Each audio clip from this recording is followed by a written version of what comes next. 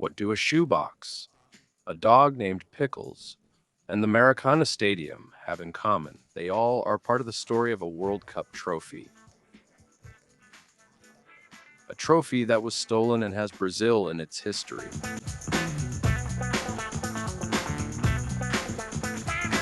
The trophy we're going to talk about today is this one right here. It's the Jules Rimet Trophy. It's very different from the current World Cup trophy, which actually doesn't even have the shape of a cup. After all, if we're talking about a cup, there has to be somewhere to put liquid up here, and the old one did. This little thing was made entirely of 18-karat gold and semi-precious stones. It was very valuable, and Brazil won the trophy for good when it became world champion for the third time in 1970. In other words, unlike today, 50-some years ago, Brazil earned the right to keep this trophy forever, but what happened after that wasn't quite like that. Let's understand this story. To tell this story in a cool way, let's go back to the very beginning of the last century. The first World Football Championship took place within the Olympics. At the 1900 Olympics, football debuted as an exhibition sport. The same happened in 1904, and in 1908, it gained the status of an official sport. Whoever won the championship would get the medal and everything. Back then, it was already a very popular sport. Stadiums were packed. Everyone liked to watch. So, in 1928, the president of FIFA at the time, a Frenchman named Jules Rimet, had the idea to create a separate world championship. He thought the Olympics were becoming too small for soccer. Soccer deserved more than that. And that's how the first World Cup was born, which would be held in 1930. The country chosen to host the World Cup was Uruguay, our neighbor here, because they had already won the Olympics twice. Brazil hadn't participated in those world championships at the Olympics, but they did take part in this first World Cup. By the way, Brazil is the only country that has participated in absolutely every edition of the World Cup. Today, with all the technology we have, we take the Cup for granted. But in 1930, it was much more complicated. To start with, there was no television. It had already been invented, but in Brazil, it wouldn't come until 20 years later. So, either you watched the game at the stadium, or you listened to it on the radio. You had to imagine what was happening on the field through the commentary. Traveling back then wasn't simple at all. You couldn't just catch a plane here in Guarulhos and land in London or Paris. You had to cross the Atlantic Ocean by ship, and that took days. In the current World Cup, for example, there are 48 teams participating. But in 1930, there were only 13, and 9 of them were from South America. It was closer, easier to get here. Only 4 European teams. Yugoslavia came on their own, and France, Belgium, and Romania came together on an Italian ship. And they didn't come alone. The president of FIFA, Jules Rimet, came along with them, and the trophy, which already existed. And then, you can probably imagine, right? Jules Rimet wanted a really important world championship. And all that. They had to create a trophy worthy of it. And the trophies were shaped like a cup. And that's where the name World Cup comes from. Copa means the same thing as Taça, which is the trophy. In English, it's World Cup, and cup also means trophy. So the name cup is because of the shape of this thing, right? Just so you know, the trophy was about 30 centimeters tall. It weighed 4 kilos, of which 3 kilos and 800 grams were 18-karat gold. This statue here was practically solid gold. Down here, on this marble base, were the plaques with the names of the countries that won the cup. The design of the trophy, this sculpture, is the Greek goddess Nike. She's represented on both sides. She has a wing and she's holding on top a kind of bucket, a decagonal basin. In other words, it's divided into 10 straight parts around here, forming something like a hexagon. But instead of having 6 sides, it has 10. The name of this goddess, by the way, can be pronounced as Nike or Neek, which in English, you probably already guessed, is the name of a very famous brand that's associated with sports, right? Back in the beginning, because of this goddess, the name of the trophy was simply the Victory Cup. It was only in 1946 that it was named after the inventor of the World Cup and became the Jules Rimet Cup. We did a lot of research on how much it cost to make this trophy at the time. It cost, including everything, 50,000 francs, which was the currency France used back then. The euro didn't exist yet. Converting that, in today's money, it would be about 200,000 Rias. I'll admit that a World Cup trophy made of gold, I thought it was unbelievably cheap. because it's hard to believe. There's almost 4 kilos of gold in this thing here. It's a very expensive, important work of art. And just so you have an idea, at last year's Club World Cup, the trophy cost 500,000 reais. Then we ended up finding out that gold, back in 1930, was quite valuable, but it was much cheaper. About 200 times cheaper than it is today. So, in the year 1930, everything was much simpler. Gold was worth less, and soccer didn't generate trillions of dollars like it does today. And the trophy was kind of humble. Well, sort of, right? Because 4 kilos of gold is still 4 kilos of gold. A lot of people already had their eyes on it. But let's go in the first World Cup. Brazil participated but didn't win. The one who actually won was the host, Uruguay, who was already playing really well. They kept the trophy for 4 years because, at the time, the rule was that the country that won the World Cup got to keep the trophy. They would show it off to everyone, take it to events, and all that. At each World Cup, the winning country would take the trophy home, and it continued passing from one nation to another. So in 1934, in the second World Cup, the winner was Italy, and the cup, or rather, the trophy, traveled to... Wait, I can say cup and trophy. It's the same thing, right? It traveled to Europe. But there's a detail in this story. When Jules Rimet invented the trophy and all these rules, he also said that the first country to become a 3-time world football champion, the first country to win the trophy 3 times, would get to keep it forever. So you can imagine that it became an object of desire, a whole extra battle surrounding the World Cup, right? Which country in the world will be the first to win this thing 3 times? Let's see. In 1938, the World Cup took place in France. And once again, Italy won, became world champion for the second time, and spent another 4 years showing off the trophy to everyone. The next World Cup was supposed to happen in 1942. But if you remember world history well, there was an event that kind of got in the way of that World Cup. In September 1939, Germany invaded Poland, and that's how World War II began. There was no way to even think about the World Cup at that time. And now the adventures with our little Jules Rimet trophy are about to begin. The vice president of FIFA at the time, the Italian named Ottorino Barassi, was afraid that the German Nazis would take the trophy for themselves because that's how things worked during the war. One country would invade another and take everything of value they could find. There are still a lot of things that were taken from one country to another during World War II that haven't been returned where they originally were, okay? So this Italian had a very sophisticated idea.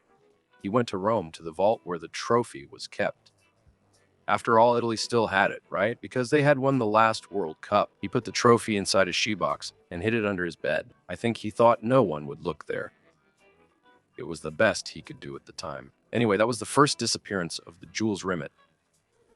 But up to that point, it was all right. Because this guy had good intention, at the end of the war, he showed that he had it, or returned the trophy, and everything was fine. The next World Cup would be in 1950. The war was over, things were calmer. Let's get back to the normal settings of the world. Which country was going to host this important championship? Yes. The 1950 World Cup was in Brazil. Our country was buzzing because of soccer. Just so you have an idea, to host such an important championship, we simply built what, at the time, was the biggest stadium on planet Earth, the Maracanã. And the Brazilian national team was good. Everyone believed in them. They were already declared champions, even before the World Cup started. Everyone was very optimistic. And do you know who Brazil faced in the final? One of the greatest national teams in history, Uruguay. And the match was at the Maracanã. That match simply had the largest crowd in the history of a soccer game. 200,000 people at the Maracanã. Back then, there were no assigned seats. It wasn't organized like it is today. So people just came in and sat wherever they wanted. If you look at the photos from that match, it's really crazy. The people in workplace safety and engineering wouldn't really like what happened there in 1950. But the stadium held up. What didn't hold up was the Brazilian national team, which lost 2-1 to Uruguay. And it was simply one of the biggest disappointments in the history of our soccer. Yeah, I imagine that over time, we'll see this as something even worse than the 7-1. We made it all the way to the final with all those fans and with the team as the overwhelming favorite. We built a huge stadium and lost to our neighbor, who became a 2-time world soccer champion. That episode became known at the time as the Maracanazo. But hold on, let's not get sad either, because we've got spirit here. In 1954, we couldn't win. Germany took it. And in 1958, the World Cup took place in Sweden. And if you know the history of the World Cups, yes, for the first time, Brazil won the World Cup with a star who was just starting to shine. He was 17 years old and his name was Pelé. That World Cup took place in Sweden, and Brazil won 5-2 against the host nation. When it was time to receive the trophy, something happened that became a tradition at every championship. Our captain, Bellini, lifted the trophy for the first time, and from then on, everyone who wins the trophy, whether it's this one or that one, lifts it up. So if you look at the image of Cafu lifting the trophy in 2002, it was Bellini who started the trend back in '58. That was the first time we brought that beauty home. The next World Cup would take place in 1962 in Chile, and once again, Brazil was the champion. They beat Czechoslovakia 3-1. Pelé was injured, and the big star for Brazil was Garrincha. And you can imagine that everyone was fired up for the next World Cup. Because look, Uruguay was a two-time champion, Italy was a two-time champion, and now Brazil was also a two-time champion. That meant that whichever of the three won the World Cup one more time would take the Jules Rimet Trophy forever. The 1966 World Cup would take place in England. And you know there are those events before the World Cup and all that. They decided to display the Jules Rimet Trophy at the Convention Center in London. It even has a kind of complicated name here, which is Westminster Central Hall, a very fancy place. They set up a very strong security system. Everyone wanted to see the trophy up close. And on the first day of the exhibition, the trophy simply disappeared. It was stolen before the World Cup even started. And then, the super famous London police force, Scotland Yard, started digging into everything, investigating, and they had no idea what happened. Who stole it? Where it went? Who took that thing away? The way they uncovered this story is at the very least curious. A week after the trophy disappeared, an English guy named David Corbett was walking in the south of London with his dog named Pickles. For us, it's just Pickles, right? Anyway, David and Pickles were walking there in the south of London. The dog saw a bush and started sniffing around. I don't know if he smelled another female dog that had been there, or if he just wanted to pee on the bush. The fact is, David took a look, and there was something strange there. A thing wrapped in newspaper. What did they find when they opened it? The Jules Rimet Trophy. Nobody knows who put it there or how it ended up there. The fact is, the dog Pickles became a national hero, and he got a lifetime supply of dog food. Scotland Yard couldn't handle it, so Pickles the dog took action. At the time this happened, everyone thought it was bizarre. How could a country like England, which was hosting the World Cup, let something like this happen? There's a report that an advisor from the Brazilian Sports Confederation, which was the CBF at the time, supposedly said, this sacrilege would never be committed in Brazil, because here, even the thieves are passionate about soccer. Let's see what would happen from then on, right? Let's go. The 1966 World Cup, as you probably guessed, right? Uruguay, Brazil, and Italy wanting to battle it out to win the trophy. And the winner was England itself. The country neglecting the trophy would still keep it for 4 years. If there's a World Cup, forget it. It's on Kazay TV. Talk to me, guys. What I hear from Casa TV, full of anticipation. The World Cup is about to start soon. I'm really curious to follow Manuel do Mundo. I hope you can follow along too. There are lots of interesting facts, lots of cool stuff, and all the World Cup games on Casa TV. We'll be waiting for you. Next chance, 1970, the World Cup in Mexico. That one went down in history. Brazil had a really good team. A lot of people consider that this was the best team of all time. Brazil wasn't playing at home, but the Mexicans were really cheering for Brazil. So this love between Brazil and Mexico still exists today, largely because of the 1970 World Cup. The World Cup final was between Brazil and Italy, both of which had won the championship twice. So whoever won that match would take the Jules Rimet Trophy home for good. And then Brazil, with the help of the Mexican crowd, simply beat Italy 4-1. I wasn't born yet when that match happened, but I've watched the whole thing more than once. It's really exciting. If you've never seen it, check it out. In the end, the Mexican fans flood the stadium. It's an incredible celebration. It's beautiful to see. So let's go. We won. Carlos Alberto Torres, the captain. The captain of Brazil lifts the trophy in the final. And this little guy is going to live in Brazil in Rio de Janeiro. They say that lightning doesn't strike the same place twice. which physically is already a blatant lie. Just on Christ the Redeemer, to give you an idea, about 5 lightning bolts hit the statue every year, because it's in a very high place anyway. So if this saying doesn't hold for physics, it holds even less for life. The trophy disappeared once, and it would disappear again. In Rio de Janeiro, it was kept at the CBF headquarters. There was a kind of altar there, a setup to display the trophy. It was made with bulletproof glass and everything. Everything was very secure, except for the detail that the structure holding all of this was made of wood. So in December 1983, when I was only 2 years old, unfortunately, I couldn't follow this case in the newspapers because I wasn't literate yet. 2 criminals broke into the CBF, and they broke the statue's protection with a crowbar. It wasn't even with a blowtorch or a grinder. It was with a crowbar. The trophy simply disappeared, and just like what happened in London, the police went after it. Everyone was desperate. Where did the trophy we won with so much sweat end up? About a week later, news came out that the trophy had most likely been melted down. That's right. When a thief steals a car, let me guess, a very expensive car, a car worth $1 million, he can't sell that car for the same value because it's a stolen car. The car doesn't have documents. He'll sell that car for maybe a tenth of that, if that. That car probably won't be worth anything. With a gold object, it's very different. If the thief who took the trophy has a blowtorch like this one, in about 10 minutes, he can make the stolen object disappear. And then he can make little ingots, little coins, small pieces of the statue, and sell them separately out there because there won't be any trace that it was taken from the statue. And gold will always be worth gold, no matter where it came from. It's very different from any other stolen object. So stealing a gold object, it's pretty much the perfect crime. It can be turned into other things, and no one will ever know. Maybe the ring you're wearing right now, watching this video, is a piece of the Jules Rimet trophy at today's prices.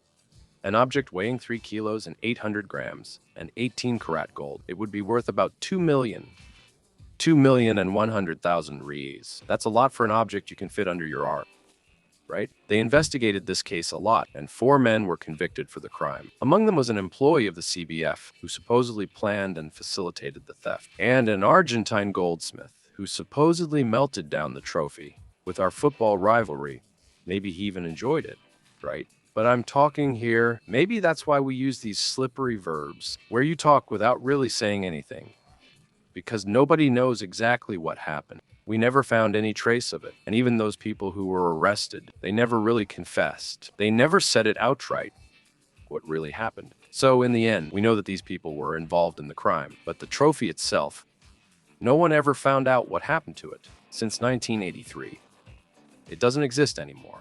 The story of the Jules Rimet ends there. But maybe you're asking me, well, if Brazil took it away for good in 1970, what did they do in 1974 at the next World Cup? When Brazil and Italy played the final in the 1970 World Cup, FIFA already knew they would have to create another trophy. And they made this beauty here, which has a very creative name, which is called the FIFA World Cup Trophy. I think ChatGPT would suggest something better, right? I'm joking. But honestly, I think this trophy is insanely beautiful. It's not a cup. There's no place here for us to put a drink on top. But it really resembles the Jules Rimet. There are 2 human figures. Instead of holding a bowl on top like it is on the Jules Rimet, they're holding the world. It's also a much more imposing trophy than the Jules Rimet. They're about the same size. But this one has more volume. It doesn't have that big base. The stone used here is malachite. It's a fancier stone. It's also made of 18 karat gold. I've read in some official sources that it's supposed to be solid, but we've already done the math here at Manual do Mundo, and we're absolutely sure that it's not. If this cup were made entirely of 18 karat gold, it would weigh a hopping 41 kilos. The players wouldn't be able to keep lifting the cup, passing it from hand to hand, playing around like they do at the World Cup final. The rules for this trophy are different. Now, people are much more careful with this object. The team that wins the trophy takes pictures, celebrates and all that, but then it goes back to FIFA's vaults. And there's no longer a rule about winning it permanently after a certain number of titles. The champion takes home a replica of this trophy, which is made of bronze and coated in gold. On the outside, it will probably look almost identical, but on the inside it's not. If the old rule still applied to this trophy, in other words, if the country that won the trophy 3 times could take it home, The one who would have taken this trophy home would already be Germany. They won the World Cup in '54, but back then they took the Jules Rimet. Then they won the World Cup again in '74 and in 1990 and in 2014 after the 7-1. Just imagine how sad it would be if we had to leave this trophy with Germany after that humiliation. Argentina, which is Brazil's other archrival in soccer. They've also lifted this trophy here 3 times in 1978, in 1986, and in 2022. The names of the champions who lifted this cup: Brazil lifted it twice, in '94 and in 2002. They're engraved down here, and there's only space until 2038. After that, nobody knows. Maybe a new trophy will be created, or maybe the history of the World Cup will get an unexpected new chapter. There's a really cool series of videos here that talk about soccer, but always with that Manuel do Mundo style. We explore a lot of history, and we explore a lot of technology. So it's worth checking out the latest videos where we opened up the official ball of the 2026 World Cup